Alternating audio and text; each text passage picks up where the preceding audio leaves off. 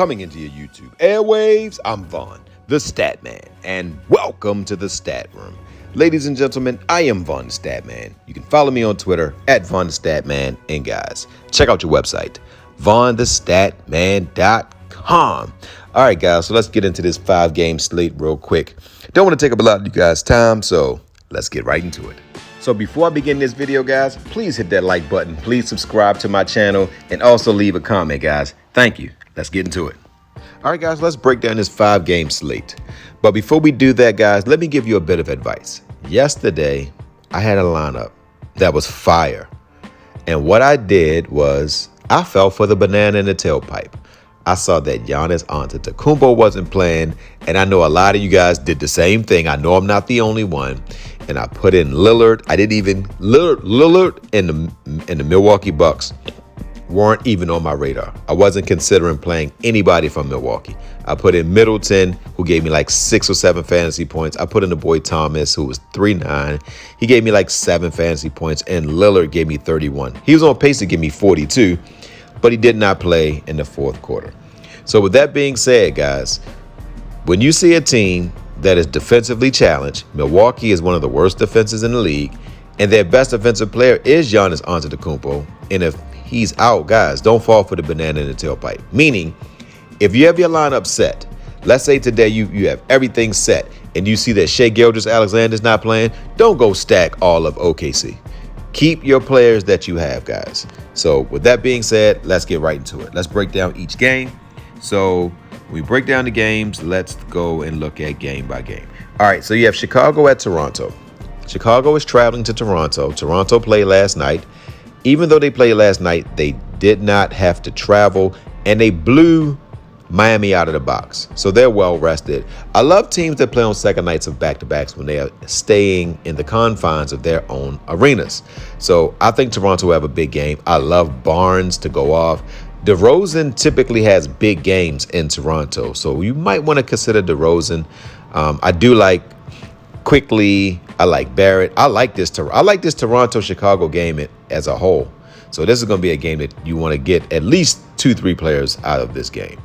Washington is going on the road at New York. They are the worst team in the league next to Detroit, but Detroit at least scraps. Sometimes Washington don't even show up, especially at the center position and at the power forward position. They can't guard centers and power forwards, so you want to consider those 2 players from New York. OKC at Utah.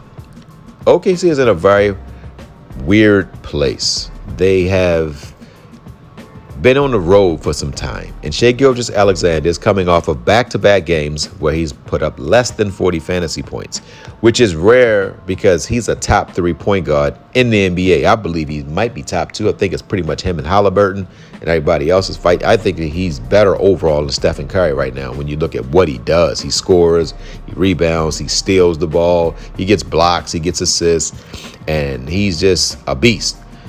But he's been off. But Utah is a game where he can get back on track. The only disadvantage is that Utah is in altitude, and he's been traveling. This is probably their 4th or 5th game on the road, so not sure how much legs he will have left. Utah, I do love their players. I love marketing. Marketing is balling, guys. I love him. I do like both of their point guards. I like Clarkson. I do like their other point guard, their shooting guard. I like everybody on Utah. I think Utah's in a position to do well. There is one player from OKC that I like. He will be in the top 5 players list once I get to that point. Next, Indiana at OKC. This is a great matchup.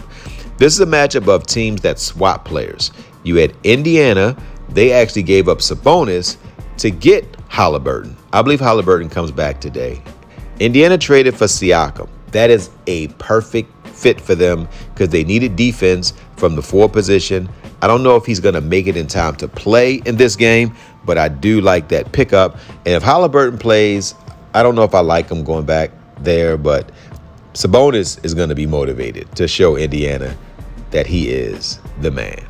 Now, last game is Memphis at Minnesota. Memphis and OKC are kind of in the same realm. They have great scouting departments. Since Jai and Baines have gone out of the lineup, Minnesota has been scrapping, and don't think Minnesota's going to blow them out because Minnesota was in Detroit. They had to travel, and they played a tough Detroit team. Detroit gave Minnesota all they could handle. I think Memphis is going to scrap in this game, guys. I like Memphis in this game. So that's it, guys. So now let's go and get the top players list. So at the point guard position, guys, you have Shai Gilgeous-Alexander, who I told you is down a little bit. You have Halliburton. You have Fox, who's been balling. You got Brunson, not sure if he's going to play. You got White, Clarkson, Sexton. And Sexton is who I like, guys. So I'm going to give you Sexton at the point guard position. I believe he gets us 35. And he put up his first 40-point game, but I think that he will get us at least 35 fantasy points. At the shooting guard position, guys, I love Williams. I think Williams is going to put up 40 fantasy points. Williams, he plays the power forward. I know they got him listed as at shooting guard, but you got Gilgeous-Alexander plays the point guard. You got Giddey, he plays the shooting guard. And then you have, of course, the center, the tall guy, the rookie is at center. But Williams is going to be their power forward / small forward. They kind of play positionless basketball in OKC, but expect him to give us 40 fantasy points. At small forward, guys, you got so many great options. You got Edwards on the second night of a back-to-back, so I think his legs will be shot a little bit. You got Marketing, who I love. You got Barnes, who I love. You got Kuzma, don't love. I do love DeRozan. Barrett, I do love. I'm giving you Williams.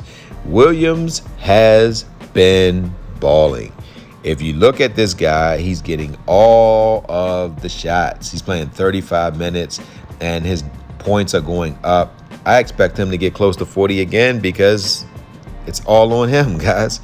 So at small forward, I'm going to give you another small forward out of the same game. But I'm going to go down and save you some money. I'm going to give you Kennard. I believe Kennard, if you look at Kennard, he's also playing good minutes. And I say Kennard can get you in the 20s. I'm thinking he can get you probably 24 fantasy points. So far you got Kennard, Williams, Jay Williams, and Sexton. And the boomstick player of the night is a power forward. Oh, we can't get him at power forward, so we got to put him at center. But the boomstick player of the night will be, let's see if he's both eligible. Okay, so he is both eligible. Power forward / center is going to be Hartenstein. I play any center against Washington. When I see Washington, whoever's the center, I play him. So that's it. You got Hartenstein's the boomstick player of the night. You got Kennard, Williams, and Sexton. And you have $6,500, which is more than enough to create a well-balanced lineup, guys. You're trying to get you at least 310 points. And guys, today, play a lot of 10-man contests, guys. Focus on them 10-man and them 20-man contests so you can at least build your bankroll up so then you can go attack the bigger slates. So that's it, guys. You have Hartenstein, who is the boomstick player of the night. You got Kennard, you got Williams, and you got Sexton. So that's it, guys. So, guys, I'm on to break down the rest of the slate. So, guys, don't forget to win-win. That means give people what they want so you can get what you want. And, guys, don't forget to think and ink. That means write it down so that way it can come true. Good hunting on Thursday, NBA. Love you guys. If you made it this far, don't forget to subscribe and like the video and also leave a comment. Thank you, guys. Again, love you guys.